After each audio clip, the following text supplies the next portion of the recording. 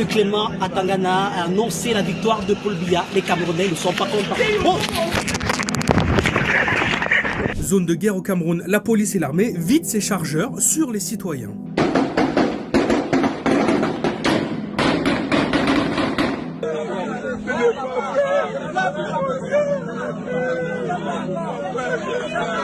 On a le palais de la justice et le siège du parti au pouvoir à Tchang qui a complètement cramé. Ouais, voilà la maison du parti de Tchang en feu. On a demandé de donner la victoire des urnes. Ils ont dit que c'est Paul Biya qui a gagné les élections. Le peuple dit non.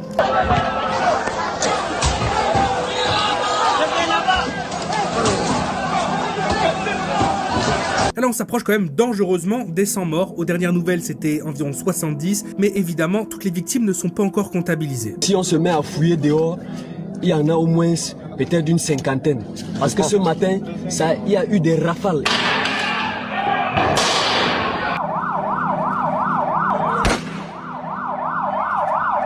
Alors, tout ça, ça vient pas de nulle part. Il y a 2 semaines, il y a eu l'élection présidentielle au Cameroun. Et ça va se terminer avec le président sortant actuel, le président Paul Biya, qui se représente une nouvelle fois et qui va quand même sur ses 93 ans face à l'ancien ministre Issa Chiroma Bakary. Il faut savoir qu'au Cameroun, quand t'es président, le mandat il dure 7 ans. Et Paul Biya, ça fait déjà 7 mandats qu'il est au pouvoir. Ça fait 43 ans qu'il gouverne. Mais il s'est encore présenté là cette fois-ci. Et c'est pour ça que tout part en sucette, parce que il vient de remporter et de repartir pour un 8e mandat. 2 474 179, 53,66%. Alors évidemment, en face, ça va dire que l'élection, elle est truquée. Et d'ailleurs, pas qu'en face, il y a une grande partie de la population, faut être honnête, qui va tout simplement annoncer que c'est pas possible. Il y a personne, apparemment en tout cas, pas grand monde qui en veut. C'est pas logique qu'il soit 2 nouvelles fois élu. Donc les gens vont aller manifester dans la rue, et la police et l'armée en face va vider ses chargeurs sur eux.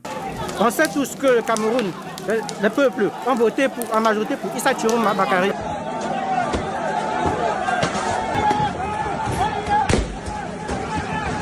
À Tchang, ils vont aussi cramer le palais de la justice et le siège du parti au pouvoir et même une zone qui est liée au commissariat. Mais là où c'est extrêmement triste, c'est que on est sur une zone de guerre. C'est-à-dire qu'il y a des gens qui n'avaient rien demandé, qui faisaient même pas partie de ces manifestations, de ces manifestants, et qui s'en sont pris plein la tronche pour aucune raison. Serveurs PVP, des gens, des femmes, qui étaient au marché, qui n'ont rien compris et qui demain ne seront plus là. Un militaire sort de la voiture et le jeune homme, lui, il remontait, il sortait de ce cafétéria.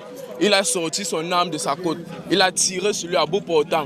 C'est d'où l'un des policiers parmi eux dit que quand vous parlez, c'est que vous ne vous maîtrisez. Vous allez voir. Ils sont retournés dans la voiture et partis. Les hommes en tenue ne doivent pas tirer sur le peuple, sur un civil. Des étudiants, des enfants, tout le monde en a pris pour son grade. Il va y avoir des endroits où certains policiers, voire un militaire dans une vidéo qui est beaucoup partagée, qui va être pris à partie et qui, je sais pas s'il respire encore, pour être honnête, mais ça s'est plutôt mal passé de son côté.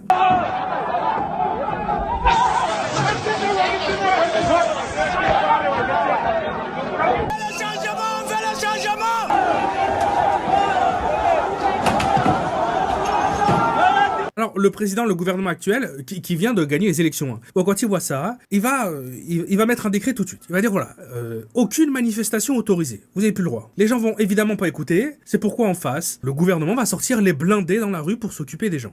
Ça, c'est les autres. Hein. C'est pas la même voiture qui filme depuis. Hein. Quand vous voyez qu'il envoie une vidéo là, c'est que c'est les autres. Vous voyez la voiture ici là. Je sais pas comment ils appellent ça dans l'armée. Mais c'est grave.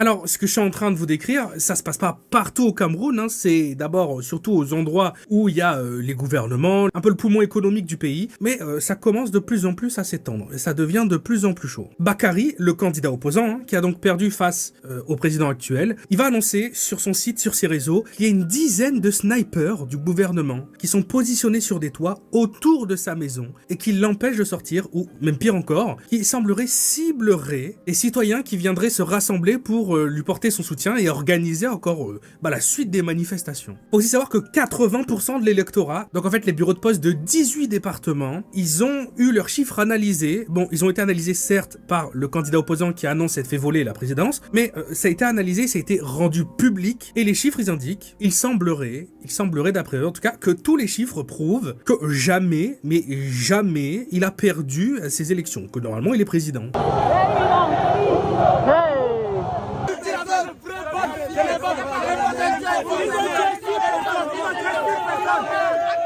Alors du coup, vu que le candidat opposant qui a perdu, il explique que les élections ont été truquées, elles ont été volées, il a tous les chiffres de 80% de l'électorat, il a rendu tous ces chiffres, tous ces papiers publics, et il explique que ces chiffres démontrent que c'est volé. Il n'y a qu'un truc à faire. Paul Biya, le président qui va sur ses 93 ans et qui vient d'enchaîner sur un 8e mandat, il a qu'à lui communiquer les preuves comme quoi il a été élu en fait, comme quoi les gens ont voté pour lui. Donc c'est ce qui se passe en fait, tout le monde va lui demander un audit là, tout le monde lui dit allez vas-y, t'as gagné, montre que t'as gagné. Mais il semblerait qu'il soit pas trop intéressé pour le moment en tout cas. Il y a un échange lunaire d'ailleurs que j'ai pu voir là, entre une journaliste et un représentant de Paul Biya, le président donc gagnant, où la journaliste elle va lui demander, bon alors cet audit, est-ce que ça vous va, vous voulez pas juste donner les preuves, comme quoi les votes ils sont réels et comme quoi Paul Biya a vraiment été réélu, c'est rapide, vous faites ça et puis voilà c'est réglé. Mais en face le représentant, il perd de l'audition chaque seconde, il semblerait qu'il ait beaucoup de mal à entendre certaines questions par rapport à d'autres. Je vous entends effectivement,